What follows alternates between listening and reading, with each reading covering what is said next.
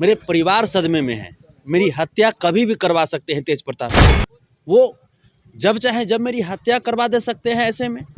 और अपने समर्थकों के नज़र में मुझे विलेन बनाने के लिए उन्होंने ऐसा कदम उठाया है जिससे मैं बहुत सहमा हुआ हूँ और हमारे परिवार भी सदमे में है।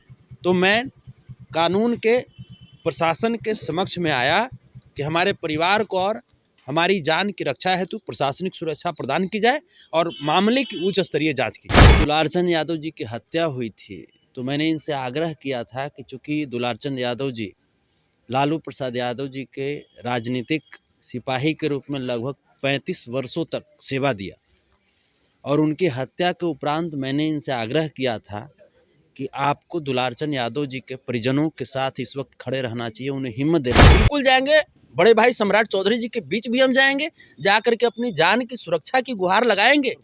मैंने उनको अगर दिया होगा, उनके कथनानुसार अगर मैंने उनको धमकी दिया होगा तो किस फोन पे दिया, किस नंबर पे दिया, या उनके घर पे जाकर के दे दिया, तो कुछ तो एविडेंस उनके पास होगा।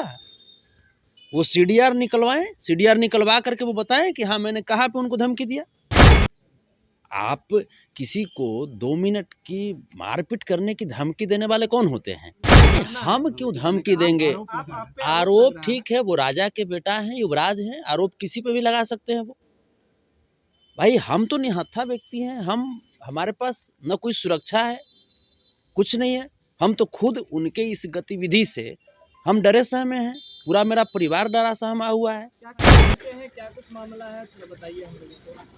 से मेरे ऊपर जनशक्ति जनता दल के राष्ट्रीय अध्यक्ष माननीय श्री तेज प्रताप यादव जी ने झूठा आरोप लगाते हुए जान मारने की धमकी देने का बेबुनियाद आरोप लगाया है और एफआईआर दर्ज कराया सचिवालय थाने में।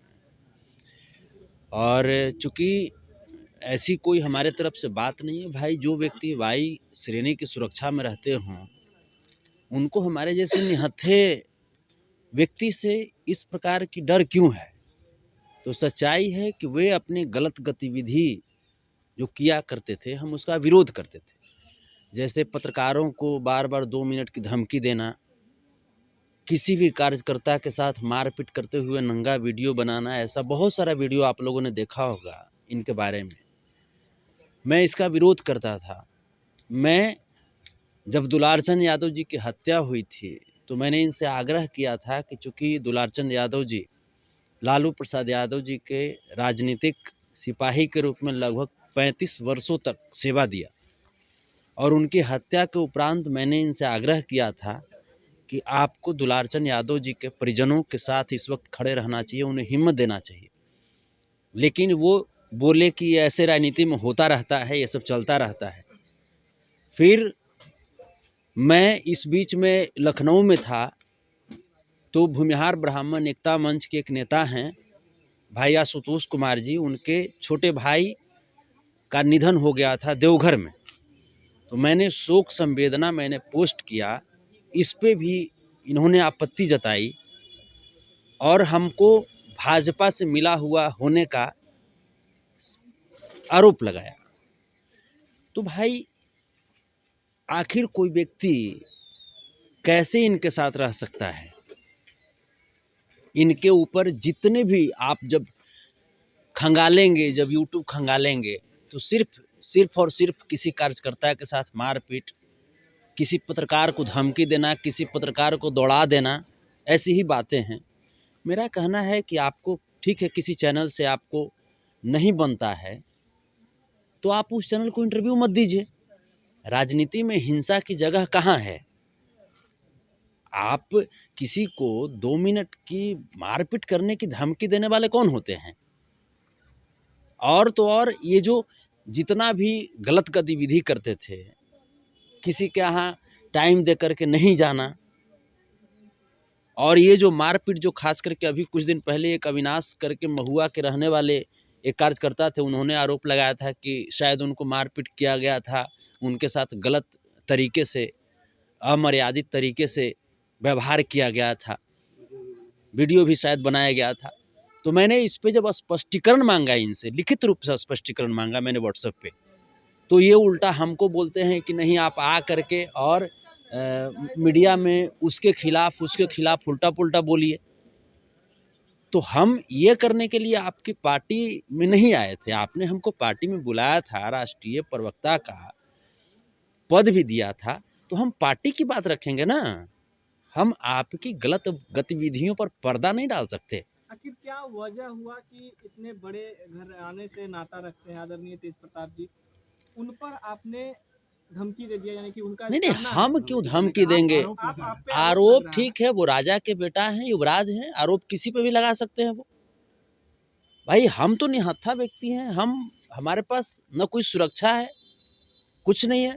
हम तो खुद उनके इस गतिविधि से हम डरे सहमे हैं। पूरा मेरा परिवार डरा सहमा हुआ है। क्या किसी तरीका का आप पर जान का खतरा या फिर कोई ऐसा बिल्कुल भाई, वो लोग हर तरह की गतिविधि के लोगों के साथ उठते बैठते हैं। वो जब चाहे जब मेरी हत्या करवा दे सकते हैं ऐसे में। और अपने समर्थकों के नज़र में मुझे विलेन बनाने के लिए उन्होंने ऐसा कदम उठाया है, जिससे मैं बहुत सहमा हुआ हूँ और हमारे परिवार भी सदमे में है। तो मैं कानून के, प्रशासन के समक्ष में आया कि हमारे परिवार को और हमारी जान की रक्षा हेतु प्रशासनिक सुरक्षा प्रदान की जाए और मामले की उच्च स्तरीय जांच की जाए। आप क्या गुहार तेज प्रताप लगाते जी के हैं? द्वारा जो है आप पे भी कोई गैर कानूनी कार्य रहा, ऐसा कुछ अभद्र भाषा या फिर कर्तव्य रहा उनका? देखिए, अगर इस तरह की बातें हैं, उनके पास अगर कोई एविडेंस है तो वो सीडीआर के माध्यम से, अगर हो सकता है मैंने उनको अगर दिया होगा, उनके कथनानुसार अगर मैंने उनको धमकी दिया होगा, तो किस फोन पे दिया, किस नंबर पे दिया, या उनके घर पे जा करके दे दिया, तो कुछ तो एविडेंस उनके पास होगा। वो सीडीआर निकलवाएं, सीडीआर निकलवा करके वो बताएं कि हाँ मैंने कहाँ पे उनको धमकी दिया। ये बेवजह बेबुनियाद तरीके से ये हमको परेशान कर रहे हैं, तो ये गलत चीज़ है। हम अपनी पहचान किसी राजनीतिक विरासत से नहीं बनाए हैं। हमारी पहचान मेरी खुद के संघर्ष के बदौलत बनी है। समाज हमको हमारे संघर्ष के बदौलत मुझे प्यार दुलार देती है, लेकिन ये उनको नहीं पच रहा है। उनको लग रहा है कि कैसे किसी गरीब के बेटा को इतना मान सम्मान, इतना प्यार दुलार मिल रहा है। तो मैं संघर्ष करता हूँ, आप भी संघर्ष कीजिए ना। अच्छा, थाना में आने का क्या कारण है, क्या मकसद है? हम जैसे हमने भी अपनी जान की सुरक्षा के लिए मैंने भी गुहार लगाई है प्रशासन से, क्योंकि वो लोग बड़े लोग हैं। किन किन पर एफआईआर किए हैं, क्या कोई नामजद? सिर्फ तेज प्रताप यादव जी, सिर्फ तेज प्रताप यादव जी। सरकार से कुछ डिमांड भी आपने किया है क्या? हाँ, मैंने वरीय पुलिस अधीक्षक महोदय, वरीय पुलिस महानिदेशक महोदय और माननीय गृह मंत्री बिहार सरकार जी से मैंने निवेदन किया है, लिखित निवेदन किया है कि मुझे प्रशासनिक सुरक्षा व्यवस्था दी जाए, क्योंकि मैं इतने ताकतवर लोगों से अपनी जान बचाने के लिए मैं प्रयासरत हूँ। मेरे परिवार सदमे में है, मेरी हत्या कभी भी करवा सकते हैं तेज प्रताप यादव। बोलते बोलते भावुक हो रहे हैं, क्या लगता है कि जिस पार्टी के लिए आपने इतना समय दिया या फिर जिनके लिए आपने इतना समय दिया, वही आज आपके जान के दुश्मन पड़े हुए हैं? बिल्कुल, ये कोई नई बात नहीं है। जो लोग इनके लिए खड़े होते हैं, उनके खिलाफ ये लोग ऐसा ही करते हैं। आप देख लीजिए ना, राम कृपाल यादव जी कभी हनुमान कहे जाते थे, उनको अपमानित करते हुए पार्टी से बाहर निकलवाया।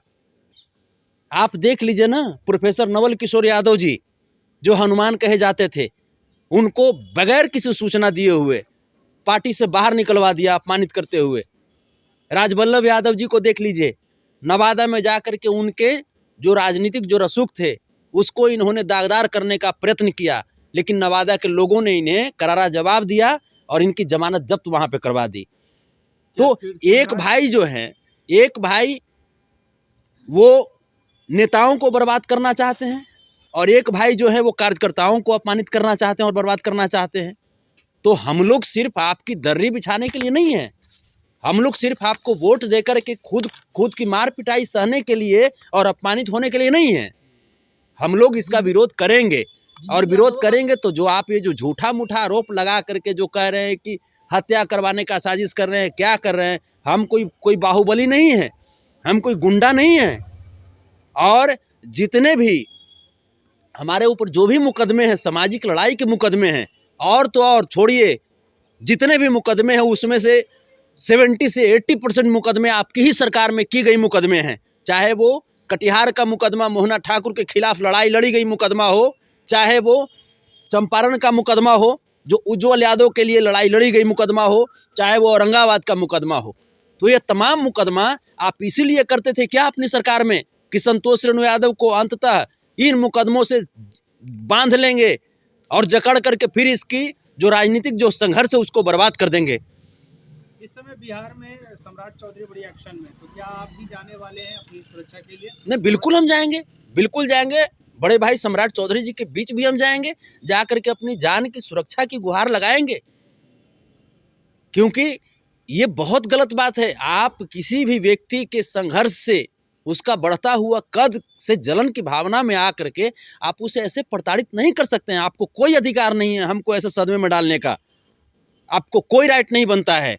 संविधान में, कानून में हमारा भी अधिकार है, हमारे लिए भी बातें लिखी गई है। आप राजा के बेटा हैं, आप युवराज हैं, इसका मतलब ये नहीं है कि गरीब के बेटा को आप जीने नहीं दीजिएगा। क्या किसी से डर भी लग रहा है, किसी तरीका का कोई? जाहिर सी बात है कि भाई ये रसूखदार लोग हैं, ये हर तरह के गतिविधि के लोगों के इर्द गिर्द रहते हैं, और हम अकेला व्यक्ति, हम घूमते रहते हैं, समाज सेवा में निकलते रहते हैं। कल ही हम बलिया गए हुए थे, तो मुझे डर है आखिर मैं कब तक मैं घर में छुपा हुआ रहूंगा। हमें समाज की लड़ाई लड़नी होती है, समाज के संघर्ष में मुझे शामिल होना होता है। मैं कब तक मैं घर में दुबका हुआ रहूंगा। गृह मंत्री से कोई गुहार लगाना चाहेंगे? बिल्कुल, गृह मंत्री जी से करबद्ध निवेदन है, मैंने लिखित आवेदन भी दिया है, और मैं जा करके उनके समक्ष भी बात रखूंगा। मुझे प्रशासनिक सुरक्षा व्यवस्था की जाए, क्योंकि मुझे डर है तेज प्रताप यादव जी से, ये कभी भी मेरी हत्या करवा सकते हैं। क्या आपको अफसोस हो रहा है कि आपने चुनाव में जो है इतना सहयोग, इतना साथ दिया तेज प्रताप यादव जी? नहीं, देखिए, हम तेज प्रताप यादव जी को चुनाव में साथ देने या नहीं देने की बात ये तो अलग है। राजनीतिक एवं वैचारिक जो समर्थन है होता है या विरोध होता है वो अपनी जगह पे होती है, लेकिन आप निजी तौर पे, पर्सनल लेवल पे आप मुझे टारगेट करके और मुझे बर्बाद करना चाहते हैं, मेरी हत्या करवाना चाहते हैं आप, ये हम कैसे बर्दाश्त कर सकते हैं। हम इसके खिलाफ, हम अपनी जान की सुरक्षा की गुहार लगाते हुए प्रशासन तक आए हैं, और आगे हम न्यायालय तक भी पहुंचेंगे।